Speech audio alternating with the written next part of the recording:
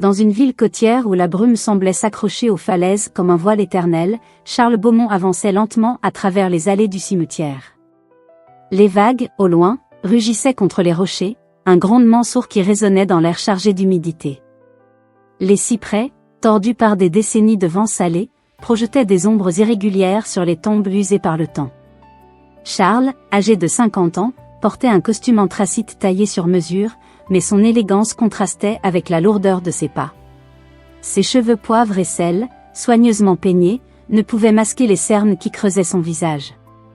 Depuis 5 ans, chaque automne, il revenait ici, au même endroit, devant la tombe de Claire, son ex-épouse.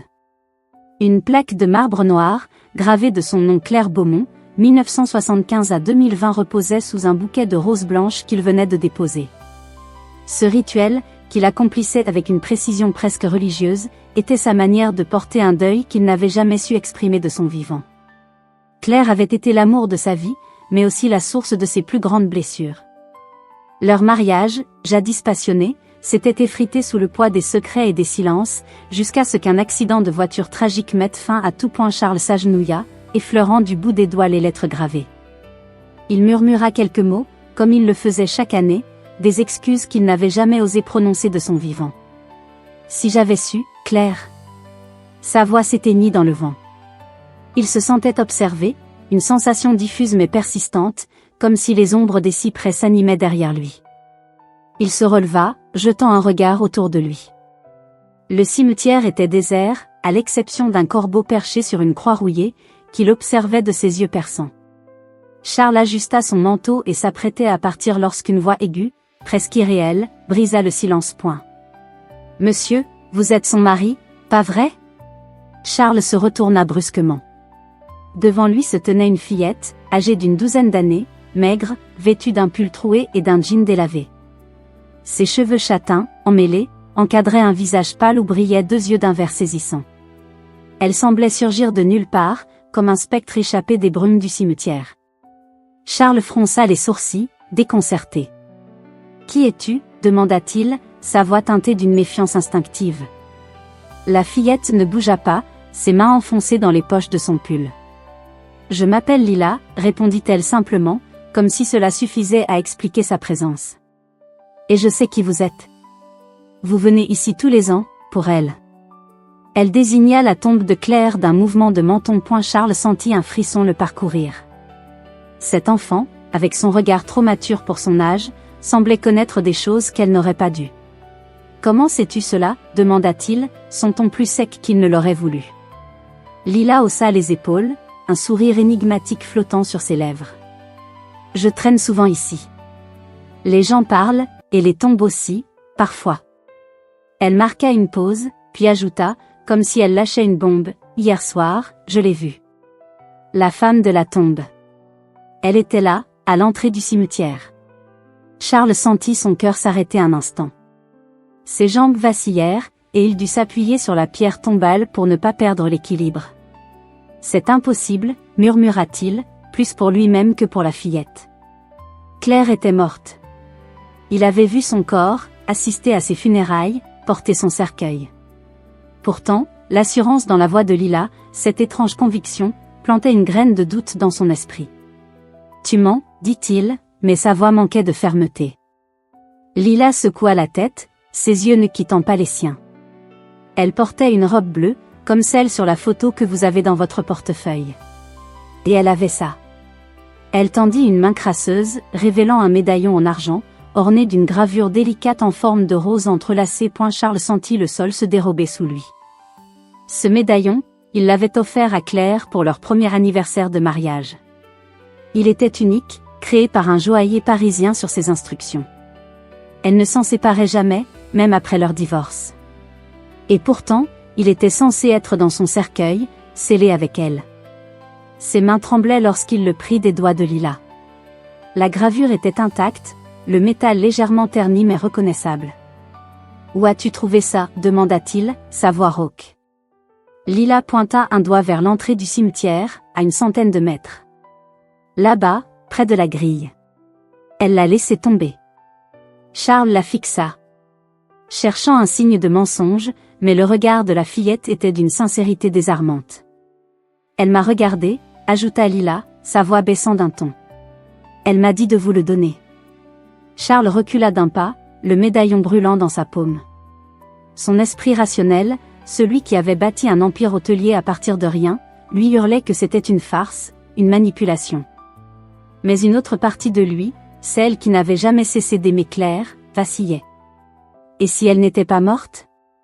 Et si l'accident, les funérailles, tout n'était qu'une mise en scène? Il ferma les yeux, essayant de reprendre le contrôle.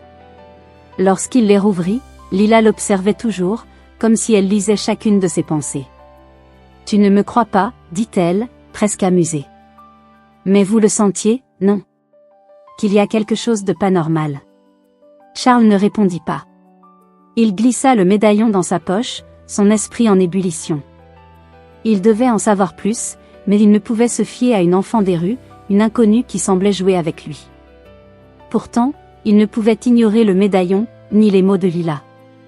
Il jeta un dernier regard à la tombe de Claire, comme pour chercher une réponse dans le marbre froid, puis se tourna vers la fillette.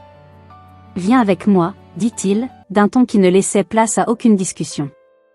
Lila haussa un sourcil mais le suivit sans protester, ses pas légers contrastant avec la démarche pesante de Charles. Ils quittèrent le cimetière, traversant la grille rouillée qui grinça sous le vent.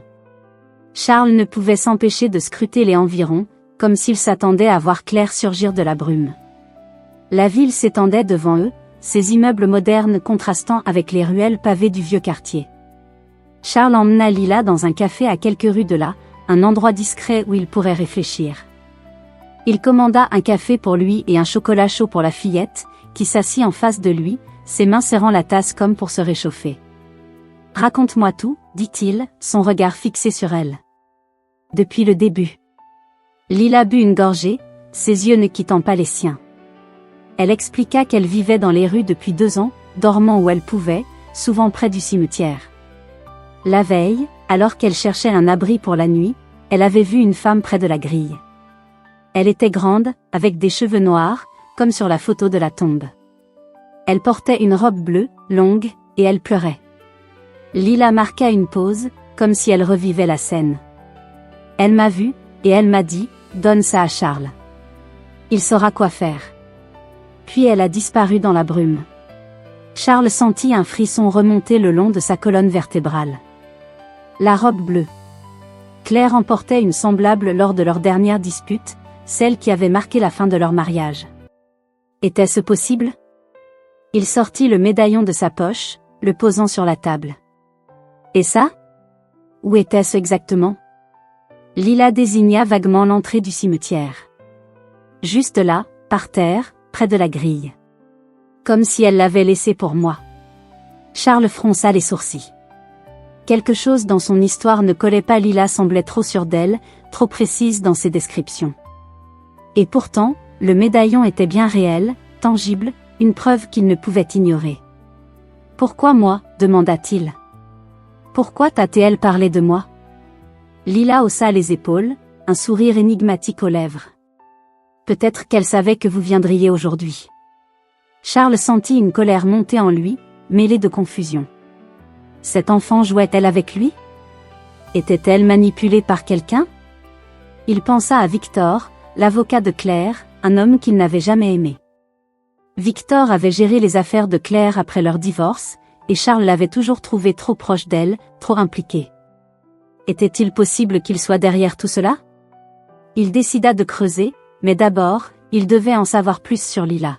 « Où sont tes parents ?» demanda-t-il, cherchant à comprendre qui elle était vraiment. Lila baissa les yeux, son assurance vacillant pour la première fois. « J'ai pas de parents » murmura-t-elle. « Pas depuis longtemps. » Charles sentit une pointe de culpabilité.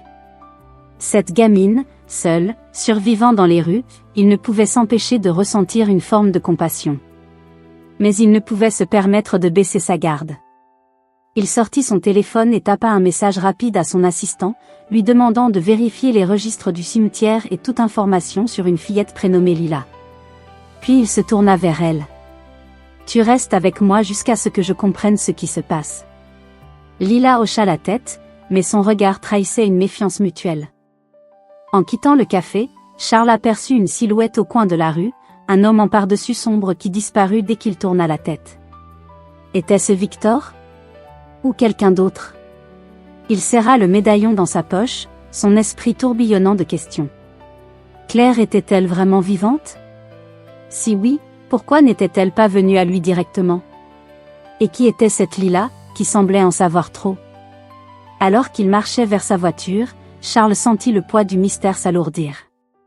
Il ne savait pas encore qu'il venait de mettre le pied dans un engrenage qui bouleverserait tout ce qu'il croyait savoir. Dès au retour chez lui, dans son appartement luxueux surplombant la mer, Charles s'assit à son bureau, le médaillon posé devant lui.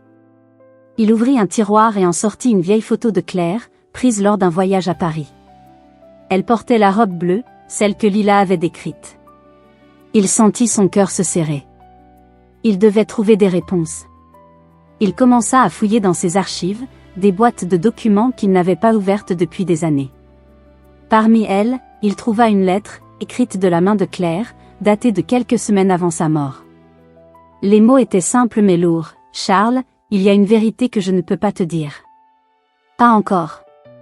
Mais si un jour tu trouves le médaillon, tu sauras. » Charles relut la phrase, son pouce accélérant.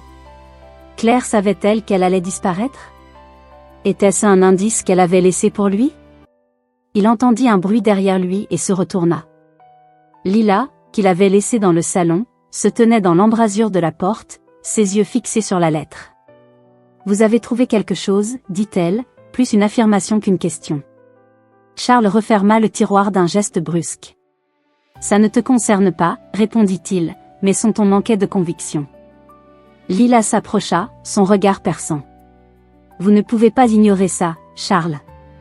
Elle veut que vous sachiez. » À cet instant, le téléphone de Charles vibra. Un message de son assistant. Aucun registre d'une Lila dans les environs du cimetière. Mais un homme a été vu récemment près de la tombe de Claire. Description correspondante à Victor Dubois. Charles sentit un frisson glacé. Victor. Il était impliqué, d'une manière ou d'une autre. Il se tourna vers Lila, prêt à exiger des réponses, mais elle avait déjà disparu dans le salon, comme un fantôme. Charles serra les poings. Il n'avait plus le choix, il devait affronter le passé, quel qu'en soit le prix. Charles marchait d'un pas rapide à travers les ruelles humides de la ville côtière, le médaillon de Claire serré dans sa poche comme un talisman brûlant. Lila suivait à ses côtés, ses petites jambes peinant à maintenir l'allure. La brume s'épaississait à mesure que le jour déclinait, enveloppant les lampadaires d'une lueur diffuse qui semblait amplifier l'atmosphère oppressante. Depuis leur rencontre au cimetière, Charles était en proie à un tourbillon d'émotions, incrédulité, colère, et une curiosité insatiable qui le poussait à creuser plus loin, malgré la voix intérieure qui lui criait de tout abandonner. Le médaillon, avec sa gravure en forme de rose, était une preuve tangible, un lien avec Claire qu'il ne pouvait ignorer. Pourtant, l'histoire de Lila, cette prétendue apparition de son ex-épouse à l'entrée du cimetière, semblait trop absurde pour être vraie. Était-elle une menteuse habile, une enfant manipulée par quelqu'un, ou bien la clé d'un mystère bien plus grand? Charles n'avait pas de réponse, mais il savait une chose, il ne pouvait pas retourner à sa vie d'avant, pas après ce qu'il avait vu. Ils s'arrêtèrent devant un immeuble élégant, le siège local de l'empire hôtelier de Charles. L'édifice de verre et d'acier contrastait avec les ruelles pavées du vieux quartier, un symbole de son succès, mais aussi de son isolement. Charles guida Lila à l'intérieur, ignorant les regards curieux de la réceptionniste. « Reste ici », ordonna-t-il à la fillette, la faisant asseoir dans un fauteuil en cuir du hall. Lila croisa les bras, son regard vert scrutant les lieux avec une méfiance évidente. « Vous allez chercher quoi ?» demanda-t-elle, sa voix teintée d'une insolence qui irritait Charles. « Des réponses » répondit-il sèchement, avant de monter dans son bureau au dernier étage. Assis à son bureau, Charles ouvrit un tiroir verrouillé où il conservait des souvenirs de son passé avec Claire. Parmi les lettres et les photos jaunies, il trouva une enveloppe qu'il n'avait pas touchée depuis des années. À l'intérieur, une lettre manuscrite de Claire, datée de quelques semaines avant son supposé accident. Les mots, écrits d'une plume tremblante, étaient gravés dans sa mémoire. « Charles ? Il y a des choses que je ne peux pas te dire, pas encore. Si quelque chose m'arrive, cherche la vérité. Elle est plus grande que nous deux. » À l'époque, il avait pris ces mots pour une énième tentative de Claire de le manipuler, une façon de le faire culpabiliser après leur divorce. Mais maintenant, avec le médaillon et les paroles de Lila, la lettre prenait une toute autre signification. Était-ce un indice? Une mise en garde? Charles sentit son pouce accélérer.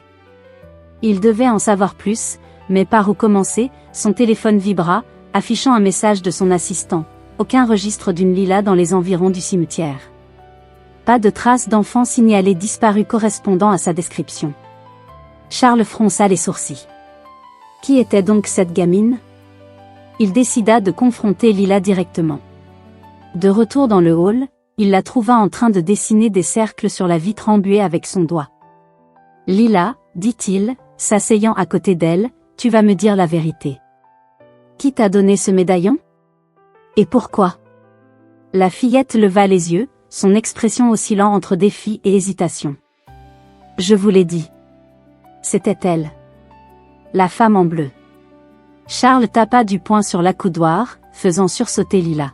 « Arrête de mentir. Claire est morte. Je l'ai vue dans son cercueil. » « Alors, qui t'envoie ?» Lila se redressa, ses yeux brillants de colère. « Vous pensez que je mens parce que je suis une gamine des rues? J'ai rien à gagner à vous raconter ça. J'ai vu ce que j'ai vu. » Elle marqua une pause, puis ajouta, plus bas, « Et je sais des choses sur elle. » Des choses qu'elle disait dans ses rêves. Charles sentit un frisson le parcourir. « Quel rêve ?» demanda-t-il, sa voix tremblante malgré lui. Lila haussa les épaules, comme si elle regrettait d'en avoir trop dit. Elle parlait de vous. Elle disait que vous étiez le seul à pouvoir réparer les choses. Mais elle avait peur. Pas de vous, mais de quelqu'un d'autre. Charles se figea. Ces mots faisaient écho à la lettre de Claire, à cette peur qu'il avait toujours sentie en elle, mais qu'il avait ignorée. Il se souvint des dernières années de leur mariage, des appels anonymes qu'elle recevait, de ses absences inexpliquées. À l'époque, il avait cru à une liaison, une trahison. Et s'il s'était trompé? Et si Claire avait été mêlée à quelque chose de beaucoup plus dangereux? Avant qu'il puisse presser Lila davantage, son téléphone sonna. Un numéro inconnu. Il décrocha, et une voix familière, froide et calculatrice, retentit, « Charles, tu devrais arrêter de fouiller dans le passé. Ça ne te mènera qu'à des ennuis. » C'était Victor, l'ancien avocat de Claire. Charles sentit une rage sourde monter en lui. « Qu'est-ce que tu sais, Victor ?» demanda-t-il, serrant le téléphone si fort que ses articulations blanchirent. Un rire sec résonna à l'autre bout du fil. « Plus que tu ne le crois. Laisse tomber, Charles. Pour ton bien, et celui de la gamine. » La ligne coupa. Charles fixa l'écran, son esprit en ébullition. Victor savait pour Lila. Comment? Était-il impliqué dans cette histoire d'apparition? Il se tourna vers la fillette, qui l'observait avec une intensité troublante. « Tu connais un homme nommé Victor ?» demanda-t-il. Lila secoua la tête, mais son regard vacilla, comme si elle cachait quelque chose. Déterminé à obtenir des réponses, Charles décida de confronter Victor.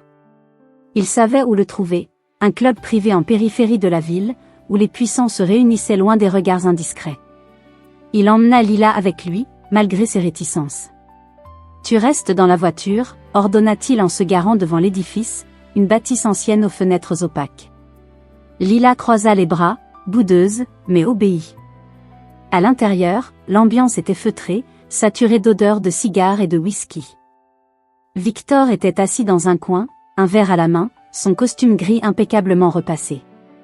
Ses yeux, perçant derrière ses lunettes à monture fine, se posèrent sur Charles avec une lueur amusée. « Tu n'as jamais su écouter, n'est-ce pas ?» lança-t-il en guise de salutation. Charles s'assit en face de lui, posant le médaillon sur la table. « Explique-moi ça, » dit-il, sa voix tremblante de colère contenue. Victor jeta un coup d'œil au bijou, son sourire s'effaçant légèrement. « Où as-tu trouvé ça ?» demanda-t-il, son ton soudain plus sérieux. Charles ignora la question. Lila dit qu'elle a vu Claire. Hier. Vivante. Et ce médaillon était avec elle. Qu'est-ce que tu caches, Victor? L'avocat se pencha en avant, son regard dur. Tu te lances dans quelque chose que tu ne comprends pas, Charles. Claire était mêlée à des affaires, compliqué. Des gens puissants. Si tu continues à creuser, tu risques de tout perdre. Charles sentit son sang bouillir. Des affaires? Quel genre d'affaires? Victor soupira, comme s'il pesait ses mots. Disons simplement que Claire avait découvert des choses qu'elle n'aurait pas dû. Des transactions, des noms. Elle a voulu jouer les héroïnes, et ça lui a coûté cher. Il marqua une pause, puis ajouta, l'accident n'était pas un accident. Ces mots frappèrent Charles comme un coup de poignard. Il avait toujours cru que la mort de Claire était une tragédie, un caprice du destin. Mais un meurtre? Une mise en scène? Il se leva, prêt à saisir Victor par le col, mais l'avocat leva une main apaisante. Calme-toi. Si tu veux des réponses, cherche la maison abandonnée près du port. Mais je te préviens, Charles, tu n'aimeras pas ce que tu trouveras. Charles quitta le club, son esprit en ébullition. La maison abandonnée près du port? Pourquoi Victor lui donnait-il cette piste? Était-ce un piège? De retour à la voiture, il trouva Lila endormie sur le siège passager, un bout de papier froissé dans la main. Il le déplia doucement, cherche la maison abandonnée près du port. Le même endroit. Comment Lila pouvait-elle savoir? Était-elle de mèche avec Victor? Charles démarra la voiture, direction le port, déterminé à découvrir la vérité, même si chaque pas semblait l'entraîner plus loin dans un abîme. La maison abandonnée était une ruine délabrée, ses fenêtres brisées laissant filtrer le clair de lune. Charles entra seul, laissant Lila dans la voiture avec l'ordre strict de ne pas bouger. L'intérieur sentait la moisissure et la mer. Des piles de vieux journaux jonchaient le sol, et des toiles d'araignée pendaient aux poutres. Dans une pièce à l'étage, il trouva une boîte métallique cachée sous une planche.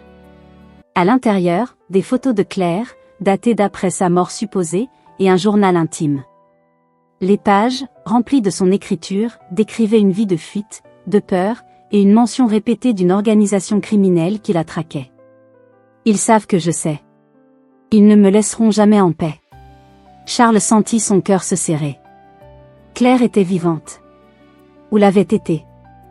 Mais pourquoi ne l'avait-elle pas contacté? Pourquoi ce silence, alors qu'il refermait le journal, un bruit derrière lui le fit sursauter. Il se retourna, mais avant qu'il puisse réagir, une ombre surgit et lui arracha le journal des mains. Charles tenta de la poursuivre, mais l'intrus disparut dans l'obscurité. Dehors, Lila l'attendait, tremblante. « Quelqu'un nous suivait » murmura-t-elle. « Je l'ai vu. » Charles la saisit par les épaules, à bout de patience. « Lila, dis-moi la vérité. Qui es-tu » La fillette baissa les yeux, puis murmura, « Je suis sa fille. » La fille de Claire. Ces mots frappèrent Charles comme une déflagration. Claire avait une fille?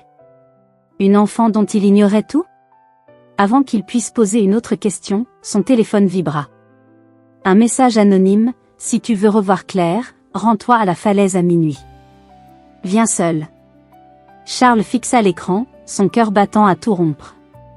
La vérité était proche, mais à quel prix? La nuit enveloppait la ville côtière d'un manteau d'obscurité, les vagues rugissant au loin comme un avertissement. Charles conduisait en silence, les phares de sa voiture perçant à peine la brume épaisse qui s'accrochait aux falaises. À ses côtés, Lila, les bras croisés, fixait la route avec un mélange de peur et de détermination. Le message anonyme, « Si tu veux revoir Claire, rends-toi à la falaise à minuit. Viens seul. » résonnait dans l'esprit de Charles, chaque mot comme une pulsation dans ses tempes. Il avait ignoré l'instruction de venir seul, incapable de laisser Lila derrière lui. Depuis qu'elle avait révélé être la fille de Claire, une vérité qu'il peinait encore à accepter, il sentait un lien étrange se tisser entre eux, mêlé de méfiance et d'une responsabilité qu'il ne pouvait ignorer. Le médaillon dans sa poche semblait peser une tonne, et les pages du journal de Claire, bien que volées, étaient gravées dans sa mémoire. Chaque indice pointait vers une vérité qu'il redoutait. Claire avait peut-être survécu, mais à quel prix? Et qui tirait les ficelles dans l'ombre? La falaise, un promontoire battu par les vents, se dressait devant eux, surplombant une mer agitée. Charles gara la voiture à l'écart, éteignant les phares pour ne pas attirer l'attention. Il se tourna vers Lila, dont les yeux verts brillaient dans l'obscurité. « Reste ici » ordonna-t-il, mais elle secoua la tête avec défi. Si c'est ma mère, j'ai le droit d'être là. Charles n'avait ni le temps ni l'énergie pour argumenter. Il hocha la tête, à contre-cœur. Et ils sortirent dans l'air froid de la nuit. Le vent portait l'odeur salée de la mer, mêlée d'une tension presque palpable. Ils avancèrent prudemment, leurs pas crissant sur le gravier, jusqu'à atteindre le bord de la falaise. L'horizon était invisible, noyé dans la brume, mais une silhouette se détachait à quelques mètres, immobile face à la mer. Charles sentit son cœur s'arrêter. La silhouette portait une longue robe bleue, ses cheveux noirs flottant au vent. « Claire » murmura-t-il, sa voix tremblante. La femme se retourna lentement, et malgré l'obscurité, il reconnut ses traits. C'était elle. Claire. Vivante. Mais ses yeux, autrefois si pleins de vie, étaient marqués par une dureté nouvelle, comme si les années de fuite l'avaient transformée en une étrangère. « Charles » dit-elle doucement, sa voix à la fois familière et distante. « Tu n'aurais pas dû venir. » Lila, à ses côtés, laissa échapper un cri étouffé et s'avança, mais Charles la retint par le bras. « Reste en arrière » murmura-t-il, son regard fixé sur Claire. Et elle s'approcha, chaque pas pesant comme s'il traversait un champ de mines. « Comment est-ce possible ?» demanda-t-il, sa voix brisée par l'émotion. « Je t'ai vu dans ce cercueil. J'ai assisté à tes funérailles. » Claire baissa les yeux, comme si elle portait le poids d'un secret trop lourd. « J'ai dû le faire, Charles. Pour survivre. » Elle expliqua, d'une voix hachée, qu'elle avait découvert un réseau de corruption impliquant des figures puissantes de la ville, des hommes d'affaires, des politiciens, et même des criminels. Elle avait rassemblé des preuves, cachées dans le médaillon, mais cela l'avait mise en danger. L'accident de voiture n'était qu'une mise en scène, orchestrée avec l'aide de Victor pour lui permettre de disparaître. « Je n'avais pas le choix » murmura-t-elle. « Ils auraient tué plus que moi. » Charles sentit une colère sourde monter en lui. « Et Lila » demanda-t-il, désignant la fillette qui les observait, les larmes aux yeux. « Tu l'as abandonnée. Tu m'as abandonnée. Pourquoi ne m'as-tu rien dit ?» Claire tressaillit, comme si les mots de Charles étaient des coups. « Je ne pouvais pas te faire confiance, Charles. Pas après tout ce qui s'était passé entre nous. Et Lila ?» Sa voix se brisa. « Je pensais qu'elle serait plus en sécurité loin de moi. » Lila, incapable de se contenir, s'avança, les poings serrés. « Tu m'as laissé » cria-t-elle, sa voix résonnant dans la nuit. « Tu m'as laissé dans la rue, comme si je ne comptais pas. » Claire tendit une main vers elle, mais Lila recula, blessée. Charles, déchiré entre sa propre douleur et celle de la fillette, ne savait plus quoi penser. Avant qu'il puisse répondre, un bruit de pas lourd brisa le silence. Une silhouette émergea de la brume, et Charles reconnut immédiatement Victor, son costume impeccable contrastant avec l'expression froide de son visage. « Tu n'as jamais su écouter, Charles, » dit-il, un sourire narquois aux lèvres. Derrière lui, deux hommes armés apparurent, leurs silhouettes menaçantes dans l'obscurité. Charles sentit son estomac se nouer. « Qu'est-ce que tu fais ici, Victor ?» demanda-t-il, sa voix tremblante de rage. L'avocat s'approcha, ignorant Lila et Claire. « Tu as trouvé le journal, n'est-ce pas? Et tu penses avoir compris. Mais tu ne sais rien, Charles. Rien du tout. » Victor révéla alors la vérité, une vérité qui frappa Charles comme une lame. Il n'était pas seulement l'avocat de Claire, il travaillait pour l'organisation qu'elle avait tenté de dénoncer. Il avait aidé Claire à simuler sa mort, non pas par loyauté, mais pour la garder sous contrôle, pour s'assurer qu'elle ne parlerait jamais. Les preuves dans le médaillon, expliqua-t-il, elles incriminent des gens bien plus puissants que tu ne peux l'imaginer. Et toi, Charles, tu es devenu un problème. Il fit un signe, et l'un des hommes pointa une arme sur lui. Lila cria, mais Claire s'interposa, son regard brûlant de défi. « Laisse-les partir, Victor. Tu as ce que tu veux. » Charles comprit alors que tout avait été orchestré. Victor avait manipulé Lila pour attirer Claire hors de sa cachette, utilisant Charles comme appât. Le médaillon, le journal, l'apparition au cimetière, tout faisait partie d'un piège. Mais il n'était pas prêt à abandonner. Dans un élan désespéré, il plongea sur l'homme armé le plus proche, le désarmant dans un mouvement maladroit mais efficace. Une lutte s'engagea, le chaos éclatant sur la falaise. Lila, prouvant un courage inattendu, ramassa une pierre et la lança sur le second homme, le distrayant juste assez pour que Claire puisse s'échapper de l'emprise de Victor. Charles, luttant avec son adversaire, sentit une douleur aiguë dans son épaule, une lame, sortie de nulle part. Il tomba à genoux, le souffle court, mais Claire le releva, ses yeux pleins de larmes. « Reste avec moi », murmura-t-elle. Dans la confusion, Victor tenta de récupérer le médaillon, mais Lila, rapide comme l'éclair, le lui arracha des mains. « C'est à ma mère », cria-t-elle, le lançant à Claire. Charles, malgré la douleur, se releva et frappa Victor d'un coup de poing, l'envoyant au sol. Les deux hommes de main, désorientés, battirent en retraite dans la brume, laissant Victor à terre, gémissant. Charles, Claire et Lila s'éloignèrent précipitamment, regagnant la voiture. Charles, le sang coulant de son épaule, démarra en trombe, le cœur battant. « On ne peut pas rester ici », dit Claire, sa voix tremblante. « Ils nous retrouveront. » Ils s'arrêtèrent dans un motel isolé, loin de la ville. Claire soigna la blessure de Charles avec des gestes précis, comme si elle avait fait cela toute sa vie. Lila, assise sur un lit miteux, serrait le médaillon contre elle, son regard perdu dans le vide. Charles, épuisé, brisa le silence. « Qu'est-ce qu'on fait maintenant ?» Claire soupira, ses épaules s'affaissant. Les preuves dans le médaillon, elles peuvent détruire l'organisation. Mais si je les rends publiques, je risque la prison. Ou pire. Charles la fixa, partagé entre la colère et une vieille tendresse qu'il croyait éteinte. « Et si tu ne fais rien ?» demanda-t-il. Claire secoua la tête. Ils ne s'arrêteront jamais. Charles comprit alors que leur histoire ne pouvait pas se terminer ainsi. Il prit une décision, peut-être la plus difficile de sa vie. « Je vais t'aider, » dit-il. « Mais pas pour toi.